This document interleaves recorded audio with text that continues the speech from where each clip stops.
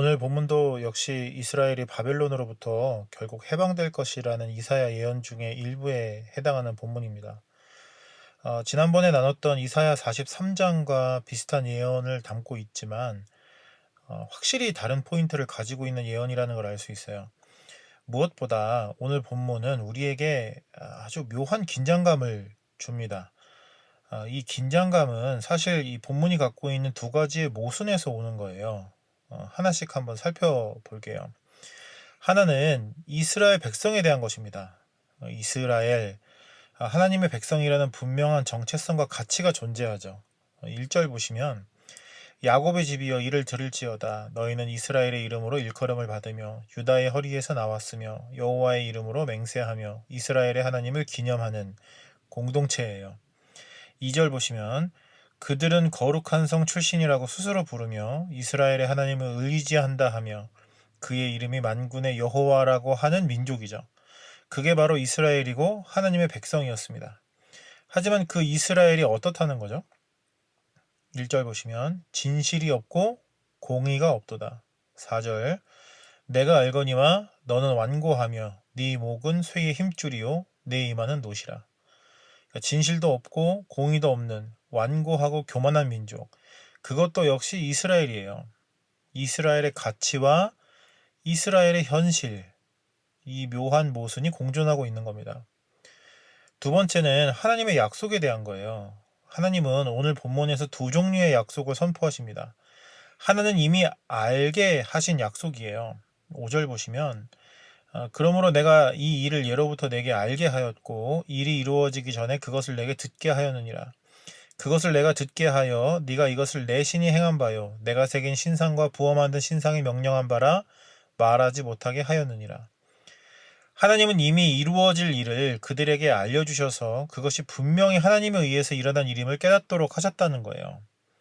하지만 하나님은 아직 알 수 없는 약속도 주십니다. 6절에서 7절 네가 들었으니 이 모든 것을 보라 너희가 선전하지 아니하겠느냐 이제부터 내가 새 일 곧 내가 알지 못하던 은비한 일을 내게 듣게 하노니 이 일들은 지금 창조된 것이요 옛 것이 아니라 오늘 이전에는 네가 듣지 못하였으니 이는 네가 말하기를 내가 이미 알았노라 하지 못하게 하려 함이라. 하나님은 새 일에 대한 약속을 주시는데 그 일은 도저히 그들이 들은 적도 없고 알 수도 없는 새로운 일이 될 것이다라는 거예요.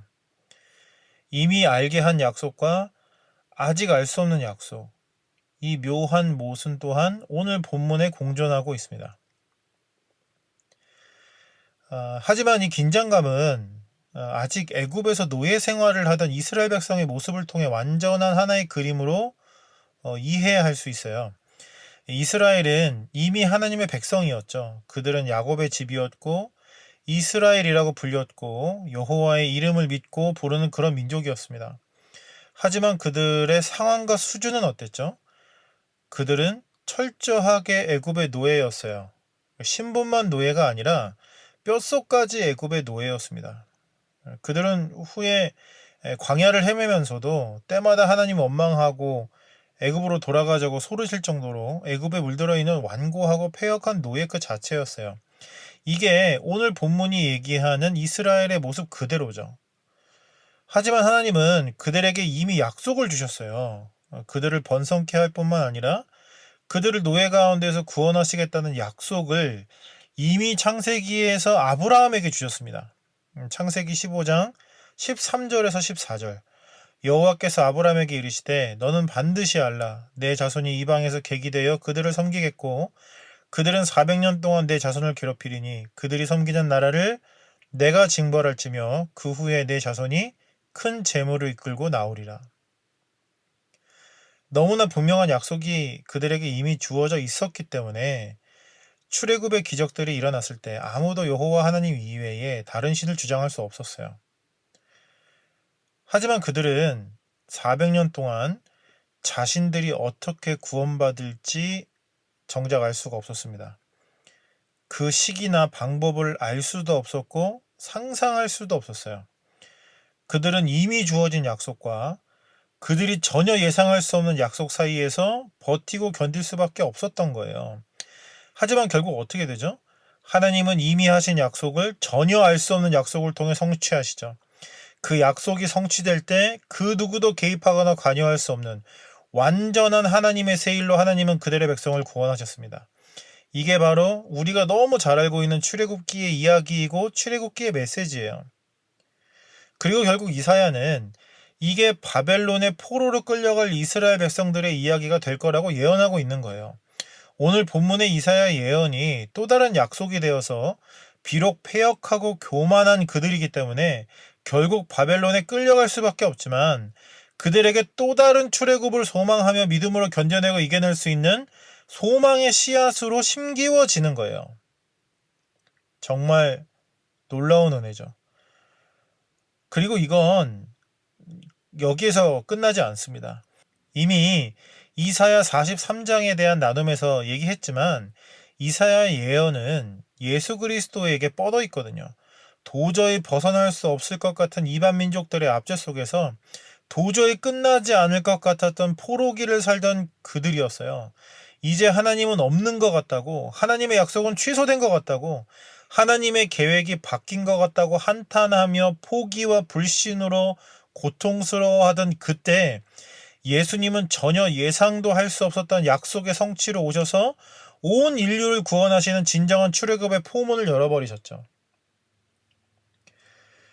그리고 결국 오늘 본문은 우리를 그 모순 안으로 끌고 들어갑니다. 우리의 상황과 수준을 되돌아보게 돼요. 멀리 돌아볼 것도 없습니다. 어제 우리는 어떻게 살았죠?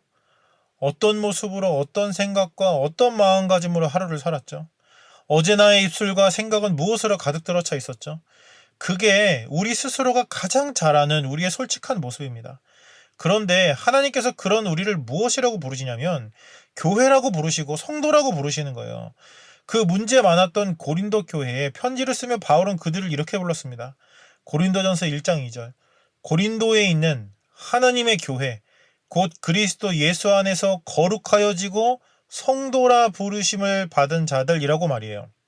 이게 바로 오늘 우리를 부르시는 이름이에요. 이런 모순이 누구보다 우리 안에 존재합니다. 그리고 정확하게 우리는 하나님의 두 약속 가운데 살죠. 예수 그리스도를 통해 우리에게 주신 정확한 구원의 약속이 있어요. 우리는 그 약속을 부여잡고 하루하루를 믿음으로 살아냅니다. 하지만 그런 우리에게 주어진 또 다른 약속이 있죠. 아무도 경험하고 예측할 수 없기 때문에 누구도 그 날과 방법을 상상할 수 없지만 분명히 하나님께서 말씀하시는 최종 구원과 완성의 약속이 우리에게 남아있어요. 우리는 그 가운데를 살아가는 하나님의 백성들입니다.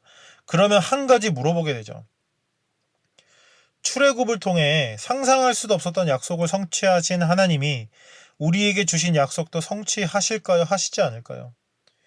바벨론으로부터의 회복을 통해 예측도 할 수 없었던 약속을 성취하신 하나님이 우리에게 주신 약속도 완성하실까요? 하시지 않을까요?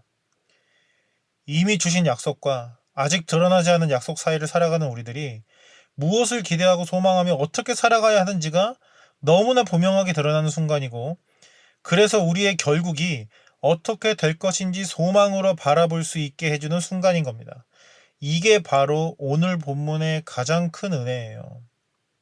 시간이 길지 않기 때문에 다 나눌 수는 없지만 하나님은 이미 주신 약속과 아직 알 수 없는 약속 사이를 살아가는 우리의 삶을 이렇게 설명하십니다. 10절 보시면 보라 내가 너를 연단하였으나 은처럼 하지 아니하고 너를 고난의 풀무불에서 택하였노라. 하나님은 이 시대 가운데에서 우리를 연단하세요. 연단은 다른 말이 아닙니다. 하나님 백성의 가치에 걸맞는 수준으로 우리를 키워가시는 게 연단이에요. 비록 고난의 풀무불에서 튀겨지는 것 같아도 우리는 하나님의 택하심으로 오히려 연단받아 하나님 백성의 가치와 사명을 회복하고 그것을 실현하며 살아가는 삶을 살아가게 되는 거예요. 그걸 누가 하신다고요? 11절. 나는 나를 위하여 이를 이룰 것이라. 어찌 내 이름을 욕되게 하리요. 내 영광을 다른 자에게 주지 아니하리라. 나를 위하여가 두 번 반복되는 건 오타가 아닙니다. 하나님이 하나님을 위하여 하나님의 일을 하시겠다는 거예요. 이건 하나님의 자기만족을 의미하는 게 아닙니다. 하나님은 지금 우리의 상황과 수준과 상관없이 반드시 하나님 자신으로 인하여 하나님의 약속을 성취하실 거예요. 그러면 오늘 우리의 결론은 분명합니다. 비록 노예와 같은 일상을 견뎌내야 할지라도 하나님의 약속의 성취와 완성을 소망하기 때문에 오히려 오늘 하루를 연단으로 사는 것, 하나님의 백성으로서 그 사명을 감당하며 오늘 하루를 굳건히 견뎌내는 것.